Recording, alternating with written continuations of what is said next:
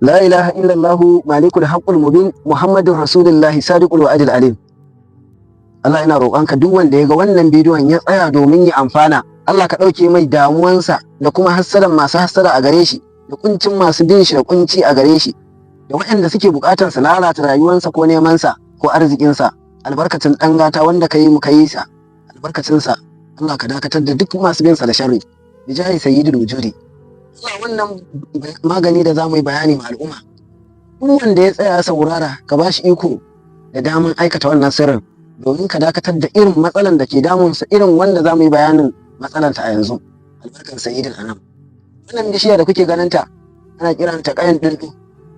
Duk inda Allah ya nufe ka da zuwa gindin irin wannan bishiya ta dindu, in ka zo da sallama da niyan za ka ɗebe ta, ka yi mata sallama, ka zo ka iso wajen kana salati, in ka zo ka yi mata sallama da niyan za ka ɗebe ta, za ka haɗa magani akan duk wanda ke bin ka da sharri ko kuma wata kunci ko kuma wani bakin ciki. Bakin cikin ka yana taruwa a zuciyarsa ko kuma ya rasa yadda zai da kai, yana ta bin ka da sharri, ya kulla wannan ya kulla wancan, ya haɗa wannan makircin ya haɗa wannan, to ubangiji ya dakatar da shi albarkacin sirrin da za ka haɗa na wannan bishiya. Ka zo gindinta da sallama da niyyanka na ɗauke sharrin da masu sharri suke bibiya a gare ka, da kuma dakatar da sharrin masu sharri a gare ka, da kuma mai da raddin masu bin ka da raddi a gare ka, ko mutum ko aljan, ko mutum na tafiya kansa na ci da wuta, Allah ya dakatar da sharrinsa a kanka albarkan sayyidul anam. Ka zo za ka yagi kowace kaya, za ka yage ta da niyyar ɗinɗu, kayan ɗinɗu dafa dafin makiyina a kan rayuwansa da kuma duk wani arzikinsa. In yana da arziki ya nufe ka da sharri, arzikinsa dai narke, in bai da shi ma zai lalace, sannan dafi za ta shiga jikinsa akan abin da ya ma. Aikinka daban, nasa daban, wanda ya ma zai koma gare shi, naka da kai da wannan sirrin zai koma gare shi, abin zai haɗu mai 10. In har na da rabo ko kuma na da rabon kauce ma wannan matsala, maganin bari kara fara. In har yana gudun wannan sharrin ba zai fara ba, in ya fara kuma wanda suka haife shi sai dai su roƙi Allah ya ba su wani, amma mai albarka ba mai bin mutane da sharri ba, darajar sayyidul wujudi.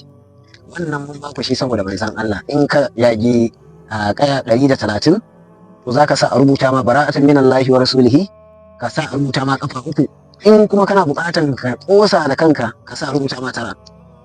da Allah in an sa a rubuta ma 9, a je a zuba shi a wannan kayan, in an cire a je a samu sabon ƙwarya a zuba, rubutun an wanke a zuba akan ƙwaryan, amma a ɗaure kayan saboda sha za ka yi, za ka shafa. In ka nemi wannan sai ka samu gari na ƙaiƙayi kuma kan mashaƙiya akan kayan aka zuba rubutun, shi kuma ƙaiƙayi kuma kan mashaƙiya akan rubutun za ka zuba shi. Na baka minti 41, in ya gama jikuwa malam sha ka shafa a jikinka tsawon kwana 3. Mutum ko na tafiya kansa na ci da wuta ya jefe ka, ko man asiri ko sihiri zai koma gare sa, albarkan sahibul husn wal jamali, sannan zai tashi ya ji jikinsa kaman an zuba masa ƙayoyi ko allurai, ya rasa ina zai sa kansa, ya rasa ina zai sa sukuni. Kai har sada in mutum ya ma, ko kuma ya munafance ka, ko ya ma gulma, ko kuma ya zaga ya sa amma wani sharri, ko kuma kulla ma wata musiba, to albarkan wanda yi ne yayi ka, albarkacin wanda Allah da mala'iku suke mai salati, Allah zai dakatar da shi kuma ya jefa masa matsala. Wannan mun ba ku shi saboda manzo Allah. Ai following din mu, ai lakin, ai sharing, sannan ka rubuta wata matsala ko da wanda take damun ka a comment.